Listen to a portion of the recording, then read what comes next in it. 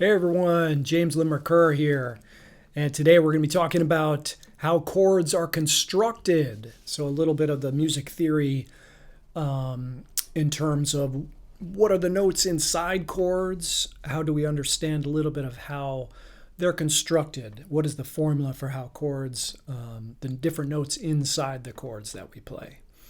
All right, so this lesson's intended to supplement my guitar textbook, 21st Century Guidebook for Guitarists, Practice, Performance, and Teaching. And that's the textbook I use for all my college guitar students. And the link you can find below in the description.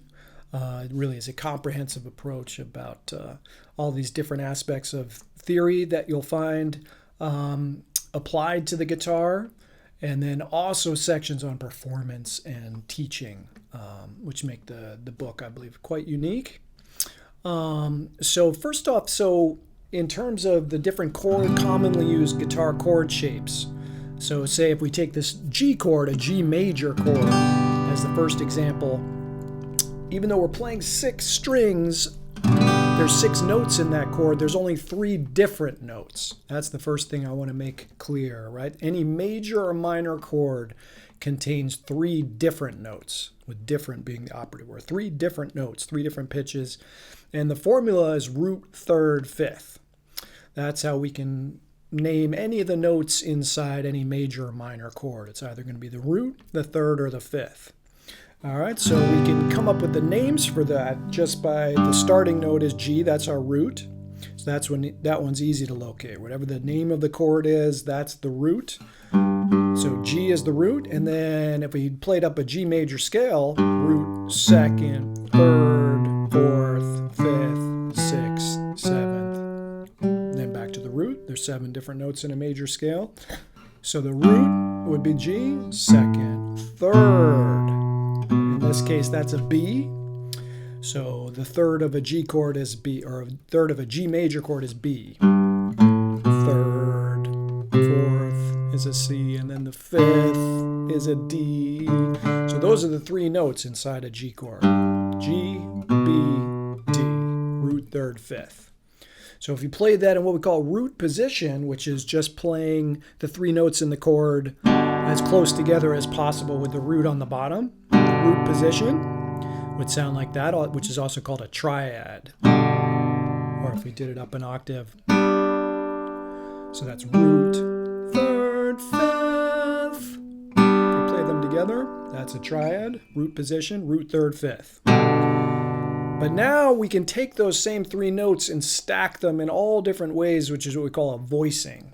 So there's not just one way to play any major or minor chord.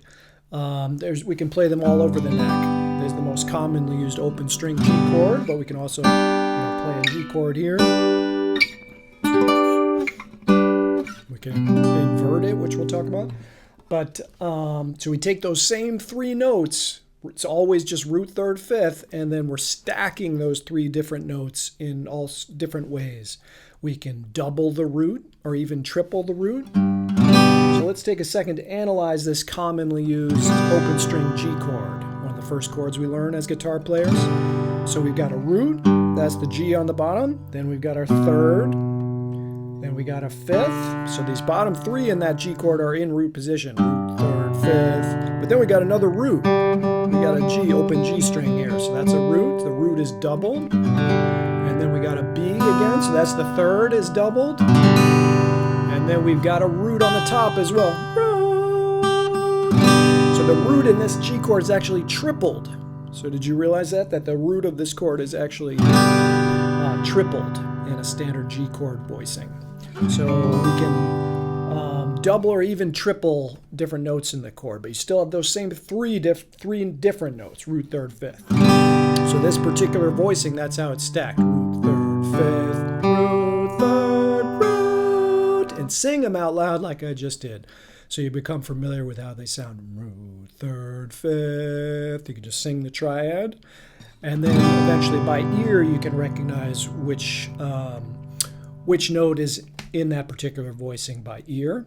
Or you can analyze any of the voicings you play. So let's do the same thing for a common C chord now. So if we just do our basic open position C chord,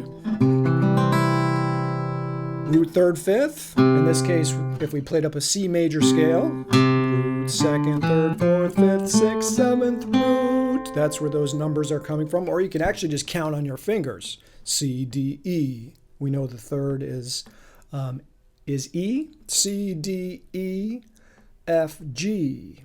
You can just count up to 5 on your fingers from the starting note. And the fifth is G. Or you can play up the scale. C, root, second, third, which is an E. Fourth, fifth, which is a G. So the fifth of a C chord is G. The third of a C chord is E. So those are the 3 different notes. So if you played a root position triad, it would sound like this. Root, third, fifth. Just the triad and root position as close together as possible if you wrote it out on the staff. C, E, G. But then let's analyze this commonly used guitar voicing, another one of the very first chords we learned on the guitar. Again, it starts root, third, fifth on the bottom, but then we got a, what's that on the second string? We've got a C, so that's the root. And then on the top, what's that?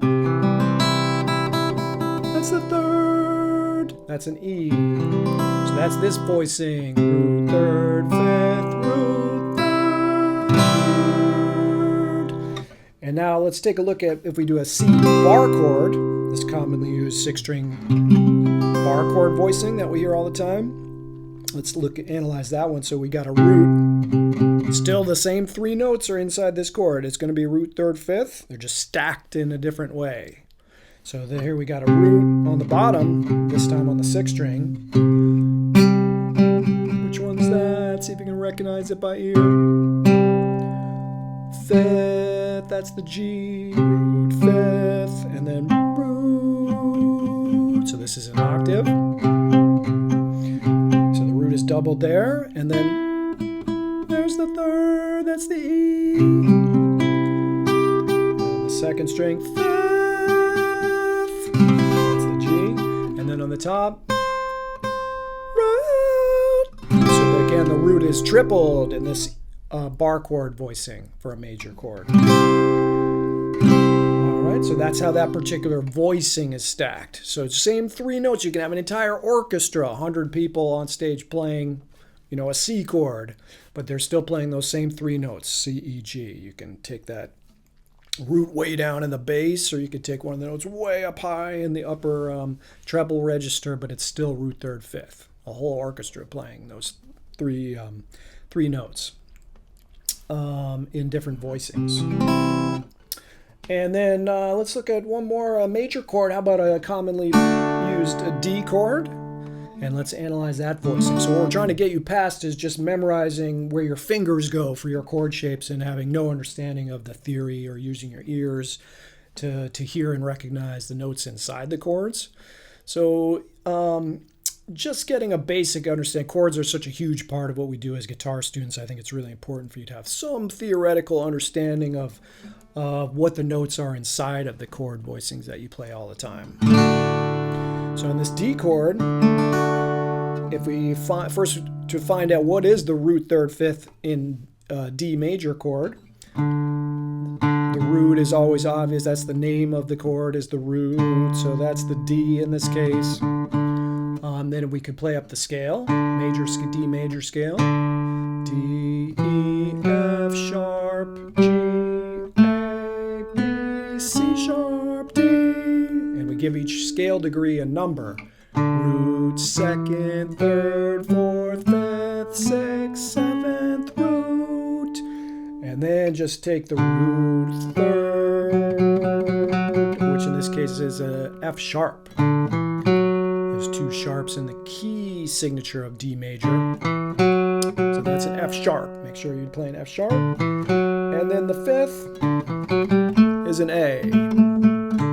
So if you played in a root position, just stack it as close together as possible. Root, third, fifth. That's the triad.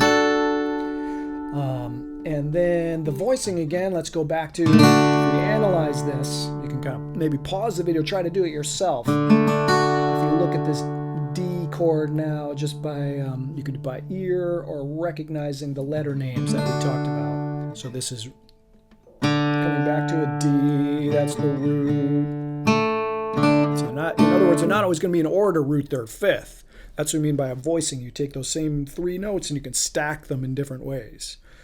So not always in root position. So this one, we go root, fifth is on the 3rd string, the A, and then root. So the root is doubled, and then on the top, what's that on the top? That's the 3rd F sharp. So that's the voicing for that D chord. So any of the chords you're learning, you can take the same concept to more advanced chords. But let's take a look at one of the minor chords now, and the same exact process holds true for our minor chords, right? So for minor chords, the root and the 5th are identical. There's no difference if we go back to, let's go back to our C chord. To make a C minor, the root and the 5th are identical. So the root is still C. That's easy to recognize. The 5th is still G. The one note that determines major and minor is, you guessed it, the 3rd is the note of the chord or the scale that has that magic ability to determine the quality, whether it's major or minor, is all about the 3rd. Root and 5th are the same. So we got root, but now we need a minor 3rd. So we lower that 3rd by a half step. That's the minor 3rd. So if we play up a minor scale, it's the 3rd, and then the 5th is the same. So you could either just take that 3rd from the major chord and lower it by 1 fret or a half step, and now it's C minor. Or you could think about it in terms of a minor scale. Root, 2nd, 3rd, 4th, 5th, and play the first 5 notes of a minor scale. And you could find the chord tones that way. That's where those numbers come from. Root, 3rd, 5th, and you can also do it just on the lines and spaces on the staff. You can count up the lines and spaces above the root. Start with the root as 1, 1, 2, 3. And then you see where the 3rd is on the staff. 1, 2, 3, 4, 5 lines or spaces away. And that's the 5th. And you can also do it on your fingers again. C, D, E, F, G is the 5th. So root, 3rd, 5th, but the 3rd is lowered a half step in minor. So now what makes it a little tricky is we usually have to rearrange our fingerings for minor chords. So it's not so obvious. So the voicing for a C minor, we would probably maybe learn this 5th string bar chord, C minor voicing, which has the C on the 5th string. So this one's a little harder to play. It's got a bar in there, so it may take you a little while to work up to this one. But just so you get the theory behind it, if we analyze this commonly used voicing, root, 5th, root, minor 3rd is the E flat, is the minor 3rd. So instead of an E like it would be in a C major chord, E flat. And then on the top we got the 5th is the G. So sing them out loud. Root, 3rd, 5th. And when we sing the notes of a chord, sing or play the notes of a chord separately like that, that's an arpeggio, right? And we'll talk about those in detail in other lessons. But that's what arpeggios are, playing the notes in a chord one at a time. We can't sing a whole chord, obviously, simultaneously, so separate them like an arpeggio when you're singing them. Root, 3rd, 5th, 3rd, root, really get that in your ears. Sing it without the guitar. Root, 3rd, 5th, 3rd, root, or root minor, 3rd, 5th, 3rd, root. So that sound is really ingrained in your ear. So I can hear that that's the root up an octave. So this voicing has the root doubled, minor 3rd, E flat, G on the top, but it's still root third fifth. Or if we take a minor 6-string minor chord voicing for a C minor chord, it's hard to play on a steel string with a high action. To bar that, and that may take a little while for you to learn. Bar chords like that are notoriously hard to play with the left hand. But this particular voicing would be root fifth, root minor third fifth, root. So any voicing, any chord shape that you're learning, don't just get it off the grid with no idea about what the actual notes you're playing or the theory behind it. See if you can move past that to starting to be able to analyze the chords you're playing. Remember, it's going to be a root third or fifth in any major or minor chord. Now, if it's a 7th chord, that means that there's one additional note in the chords. So now instead of root third fifth, it's root third fifth 7th. So we'll just briefly talk about that today, and then we'll go into 7th chords in a lot more detail. So again, let's go back to our C chord. So if we're playing a C7 now, we'd have root third fifth, and then depending on if it's a major 7th or a dominant 7th, let's say dominant 7th, it would have a root third fifth 7th. Should be a B flat in the chord. So it's got, just think for now that it's got one extra note. That's what we mean by 7th. So it doesn't mean there's 7 notes in the chord. A lot of the time guitar students are bewildered. What does that mean, 7? We see it all the time or hear it, but have an understanding now what that means. It means there's 4 different notes in the chord. You still have your root third fifth, but now you've got an additional note, the 7th. So there's 4 different notes in there. So C7, in this particular commonly used voicing for a C7 chord, there's the 7th on the 3rd string. In this case, it's a B flat. So we got, in this voicing, it'd be root third 7th, root.